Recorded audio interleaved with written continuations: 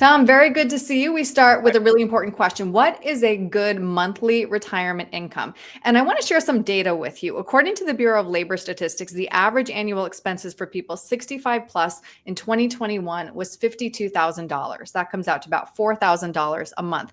But of course, no two people are alike. So figuring out how much money you will need in retirement is very much going to depend on your unique goals. But we do have some prompts we're going to walk through to help people get to their own specific number. The first one, you need to picture your ideal retirement and be as specific as possible. Of course, you have to understand inflows and outflows, just like during your working years, right? But I'll go back to your original point, and I think the most important thing for people to remember is having your basic expenses covered is really the foundation of your income plan. Making sure that the lights are staying on, that you're staying fed, your property taxes or your rent is paid. So you did say everybody is different, and I totally agree. But those are the most important things. Those day-to-day expenses that everybody has, those need to be covered. Mm-hmm. And that's going to vary depending on what you want out of your retirement. And Next, where you are. yeah, absolutely. Next, you need to know what you're spending now. So track your expenses and create a spending plan. Right. Retirement cash flow planning is no different than working cash flow. You need to know what's coming in and you need to know what's going out. Tom Hegna says there's go-go years, slow-go years, and no-go years. So if your plan is to do a lot of traveling or playing golf or whatever it is during the early years of retirement, you really need to plan well ahead of time for that. Mm-hmm.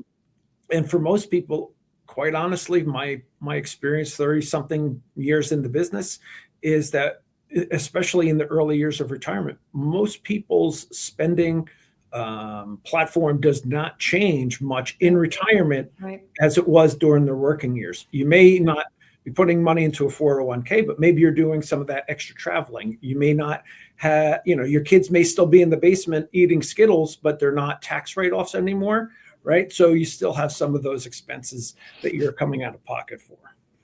All right, now I know you're a Skittles guy. Yeah, absolutely. You also need to consider common risk factors, including inflation, longevity, and changes to Social Security. Right. And for me, the big one that most people miss is the inflation. Yeah. People will, when they're doing their planning, they say, I need $5,000, I need $8,000 a month, but then they don't realize or they don't think about, 10 years from now, that 5,000 might be 8 or 9, because we do have inflation, no matter what anybody says. And for the last 30 or 40 years, that average rate has been around 4%. So your need for additional cash flow is very important. And then last, of course, you do need to build a robust nest egg, but also you say that nest egg needs to be tax diversified. Why is that?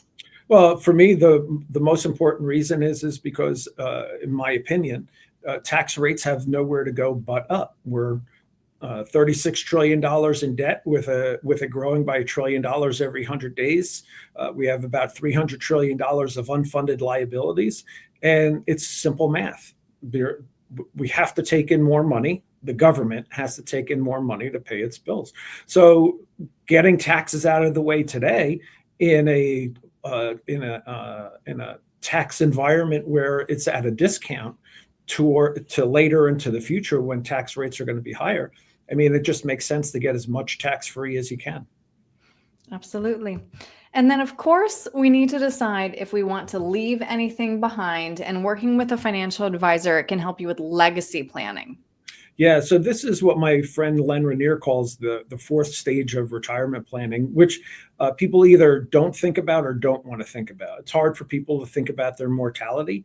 But look, at the end of the day, we're all going to have some type of financial legacy, and we have to understand what that's going to be. You can only leave your money to a certain number of places: the government, a hospital, a nursing home, a charity, or your family. And so, what do you want your grandkids and your great grandkids and the generations after that to remember you by? Mm-hmm.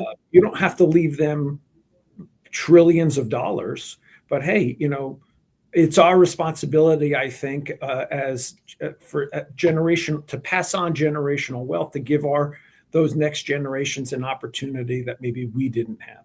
Mhm. Well, Tom, I'm glad we were able to talk through these prompts. If somebody would like to meet with you again to go through these one by one so that they can come to their own, again, unique monthly retirement income number, what's the best way to reach you? Best way is email at tjoconnell@internationalfinancial.com or by phone 973-394-0623. All right, perfect. Tom, again, thanks for your time today. I really appreciate it. Thanks, Aaron. Always great seeing you.